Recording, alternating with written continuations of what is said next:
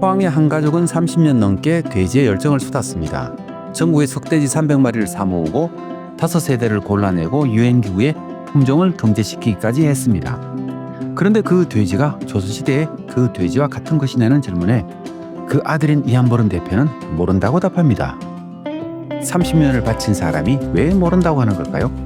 그리고 우리가 식당 간판에서 매일 보는 그 토종 흑돼지는 대체 뭘까요? 이 영상이 끝나면 토종 흑돼지란 말을 봤을 때 그게 무엇을 증명하고 무엇을 증명하지 못하는지 한 가지 질문으로 짚어내실 수 있게 되실 겁니다. 먼저 하나만 미리 말씀드리겠습니다. 2025년 2월 우리나라에서 토종 돼지 인증서가 처음으로 발급됐습니다. 받은 돼지는 국립축산원이 개발한 우리 흑돈이었습니다. 그런데 이 돼지의 몸에는 외래 품종인 듀록의 피가 섞여 있습니다. 순종이 아닌 거죠. 그런데 나라가 이 돼지를 토종 1호로 인정했습니다. 한반도의 재래돼지가 사라진 건 자연스러운 일이 아니었습니다. 조선 총독부는 1920년대 초반부터 양돈업 수익성을 이유로 일본 도쿄에서 털빛이 검은 버크셔를 들여왔습니다. 몸집이 크고 흰 요크셔도 도입해가지고 교배를 거듭했습니다. 그 과정에서 순수혈통 재래돼지는 자취를 감췄습니다. 남은 것은 뿌리를 따지기 어려운 검은 돼지들이었습니다. 그러니까 오늘 우리가 토종이라고 부르는 말의 혼란은 100년 전에 이미 시작된 겁니다. 1992년 포항 송악농장의 이석태 대표가 그 빈자리를 메우겠다고 나섰습니다. 기준은 문헌뿐이었습니다. 허리 검고 코가 길고 얼굴에 주름이 있고 턱이 곧은 돼지, 그 조건에 맞는 흑돼지를 전국에서 300마리 넘게 사들였습니다. 그리고 10수년 5세대의 교배 끝에 문헌석 그림과 꼭 닮은 집단이 나왔습니다. 여기까지가 성공담입니다. 그런데 이 농장은 2009년에 외식 사업을 접습니다. 이유는 맛이 아니었습니다. 숫자였습니다. 일반적인 삼원교잡 비육도는 약 6개월이면 100에서 115kg까지 큽니다. 송악농장의 재래형 돼지는 10개월을 길러도 85kg 정도에 불과합니다.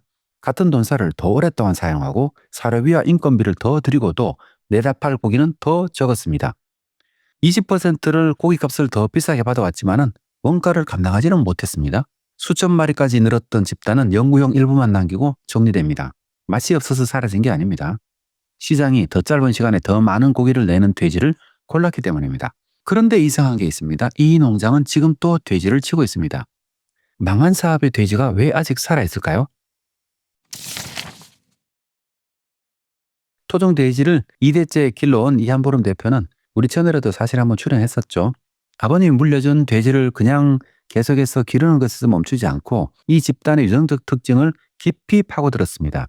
아버지와 함께 재래돼지의 고유한 유전 흔지를 8개를 찾아냈고 2007년에는 재래돼지 DNA 분석 특허까지 취득했습니다.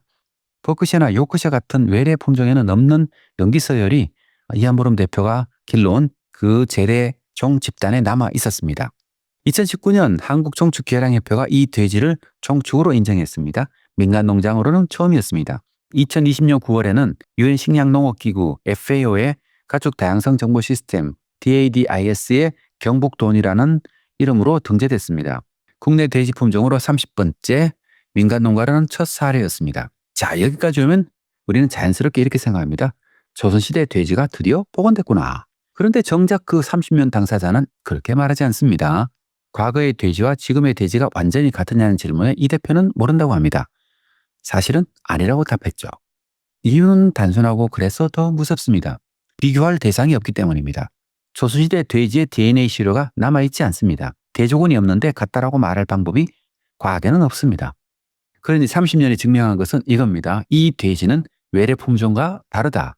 증명하지 못한 것은 이겁니다. 이 돼지가 조선시대 그 돼지와 같다. 이건 증명하지 못했죠.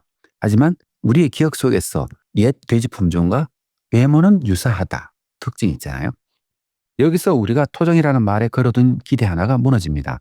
보존이라는 말은 과거를 되살리는 일이 아닙니다.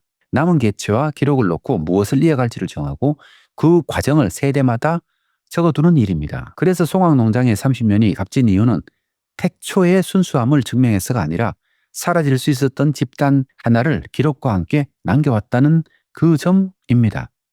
그런데 그렇다면 난제가 하나 생깁니다. 수수혈통으로 증명이 안 된다면 우리는 대체 무엇을 근거로 토종이라고 부르는 걸까요?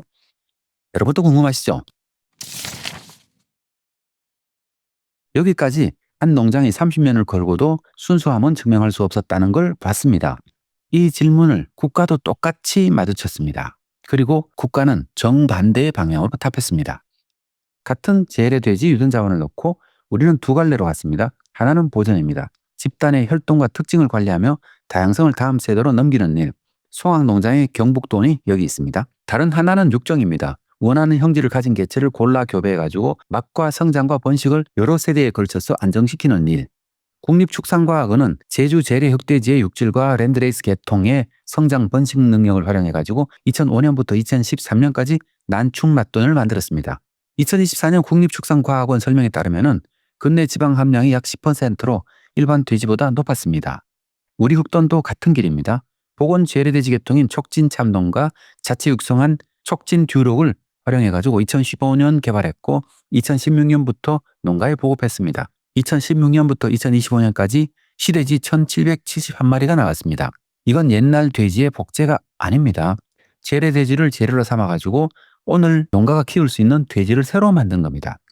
여기서 법을 한번 따져보겠습니다. 축산법 시행규칙은 토종가축을 이렇게 설명합니다. 예로부터 우리나라의 고유한 유전 특성과 순수 혈통을 유지하고 외래종과 분명히 구분되는 특징을 지닌 가축. 이 문장대로라면 듀럭의 피가 섞인 우리 흑돈은 토종이 될 수 없습니다. 그런데 2024년 6월 26일 농식품부가 고시를 개정합니다.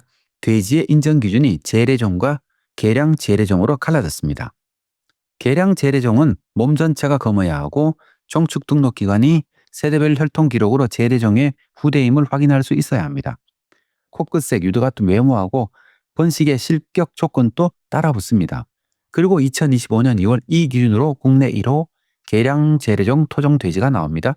앞에서 말씀드렸던 국립축산과학원의 의리흑돈 그리고 민간 정돈장인 경북 경산 덕유농장 두 곳이 신청했고 서류심사와 개체심사를 거쳐가지고 인증서를 받았습니다. 정리하면 이렇습니다. 포항에서 한 가족이 30년간 순종만 지키고 있는 동안 나라는 순종이 아니어도 토종이 될 수 있다고 기준을 바꿨습니다. 여기서 오해하면 안 됩니다. 우리 흑돈이란 이름만 붙으면 자동으로 토종은 아닙니다. 혈통 기록과 외모 기준을 통과한 개체별 심사입니다. 그리고 이 변화는 이름 장사를 하려는 게 아니라 유전 자원을 냉동고에 넣어두는 데서 멈추지 않고 농가가 키우고 시장에 팔리게 하자는 정책 판단이 같이 들어가 있습니다. 그러니 이건 가짜를 진짜로 바꾼 사건도 아니고 옛 돼지가 그대로 돌아온 사건도 아닙니다. 법적 인정은 과거와 같다는 증명서가 아닙니다. 현재의 기준을 통과했다는 증명서입니다. 그런데 그렇다면 순종을 지킨 30년은 헛수고했을까요? 망한 사업의 돼지가 왜 아직 살아있느냐? 송악농장은 농장협회 에이징랩이라는 육가공 연구실을 열었습니다. 여기서 건조 숙성한 재래 돼지고기는 시중 일반 돼지보다 10배가량 비싼 값에 팔립니다. 때로는 한우보다 더 비싼 값에 팔립니다. 그런데도 미슐랭 가이드 등재 레스토랑과 셰프들의 주문이 끊이지 않습니다. DADIS 등재는 명예가 아니었죠. 품종에 대한 권리였습니다. 해외에서 이 돼지를 기르려면 송악농장에 로얄티를 내고 사가야 합니다. 20% 프리미엄 가격으로도 무너졌던 돼지가 10배가 넘는 가격이 받쳐주는 시장에서 겨우 살아남았습니다. 이게 왜 중요하냐면요. 통계청 가축 동향 조사 기준으로 양돈 농가는 2018년 6,188곳에서 2022년 5,695곳으로 4년 만에 8%가 줄었습니다. 규모를 키우지 못한 농가는 계속 사라지고 있습니다. 이한보름 대표가 말하는 대안은 규모화가 아니라 차별화입니다. 수백억이 드는 대형 농장은 모두가 할 수 없으니까 돼지 50마리 100마리로도 한 집이 먹고 사는 모델이 있어야 한다는 거죠. 프랑스 바스크에서도 비슷한 일이 있었습니다. 멸종 직전이던 토착종 신토아 돼지는 1990년대 중반 암돼지 136마리, 수돼지 34마리까지 줄었다가 2020년에는 3,000마리 이상으로 늘었습니다. 비싸게 팔리기 시작하자 마을이 살아났고요. 그리고 일본의 가고시마는 이 문제를 아예 다른 각도에서 풀었습니다. 가고시마 흑돼지 브랜드의 핵심은 토종이라는 주장이 아닙니다. 가고시마현 흑돼지 생산자협회의 기준을 보면 아메리칸 버크셔를 제외한 버크셔 종이어야 하고 다른 품종과 섞어 기르지 않아야 합니다. 출하전 60일 이상 고구마를 10에서 20%를 섞은 사료를 먹이고 대체로 생후 230일에서 270 사이에 출하합니다. 품종, 사료, 사육기간 이 셋이 하나의 약속이 된 겁니다. 오래됐다가 아니라 이렇게 길렀다로 증명했습니다. 혹시 밖에서 토종 흑돼지 간판을 보셨다면 한번 잠깐 떠올려 보시기 바랍니다. 그 네 글자만으로 알 수 있는 게 사실 하나도 없습니다. 그 고기가 2025년 인정받은 개체에서 나왔는지, 경북돈 같은 보존계통인지, 우리 흑돈이나 난충맛돈 같은 한국형 품종인지, 그냥 지역에서 기른 다른 흑돼지인지, 그래서 답은 이미 나와 있습니다. 우리가 확인해야 할 건 토종이라는 말이 아니라 그 뒤에 붙어 있는 근거입니다. 품종 이름이 있는가, 인정표지와 인정주체가 있는가, 지역 이름이 출생지인지 사육인지 사료기준까지인지. 영상을 시작하면서 한 가지를 약속드렸는데요. 토종 돼지란 말이 무엇을 증명하고 무엇을 증명하지 못하는지 한 가지 질문으로 짚어낼 수 있게 된다고요. 그 질문은 이겁니다. 무엇을 근거로 토종이라고 부릅니까? 품종입니까? 인증서입니까? 사육 방식입니까? 아니면 그냥 이미지입니까? 이 넷은 전혀 다른 이야기입니다. 그리고 오늘 우리는 그 넷이 왜 갈라졌는지 봤습니다. 100년 전 총독부가 품종을 갈아엎었고 시장은 느린 돼지를 밀어냈고 제도는 2024년에 순종이 아니어도 토종이라고 부르기로 했고 살아남은 건 오래됨을 주장한 돼지가 아니라 결론적으로 팔린 돼지였습니다. 30년을 바친 이한보름 대표는 이렇게 말합니다. 야생동물은 인간이 잡아먹으면 멸종한다. 가축은 반대로 인간이 안 먹으면 멸종한다. 그래서 보전과 육종은 싸우는 관계가 아닌 거죠. 보전이 사라질 선택지를 남기는 일이라면 육종은 그 선택지를 오늘 농가가 키울 수 있는 돼지로 바꾸는 일입니다. 그리고 그 돼지가 누군가의 식탁에 올라야 비로소 멸종을 면합니다. 정말 소중한 자원을 지키고 싶다면 토종이란 말을 더 크게 쓰는 게 아니라 그 말의 근거를 정확하게 보여줘야 합니다. 오늘 이야기는 조금 어렵게 들렸을 수도 있다고 생각하는데요. 토종이 뭔지 아는 것은 굉장히 좀 개념적인 논쟁이잖아요. 그래서 새로운 한 편을 더 준비했습니다. 토종이 뭔지 정말 끝까지 한번 봐보자 싶어가지고요. 그 영상은 바로 또 준비하도록 하겠습니다. 지금까지 과학으로 농업을 보는 지타였습니다. 고맙습니다.